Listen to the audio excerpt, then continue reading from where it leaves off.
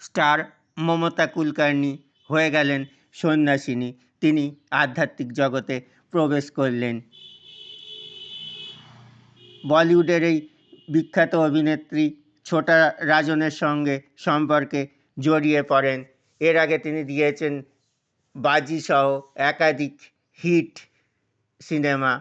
Hot heroine ছিলেন তিনি। Topless ছবি তোলার জন্য তিনি অতীতে গ্রেপ্তারও হন। এখন শুরু করলেন নতুন ইনিংস।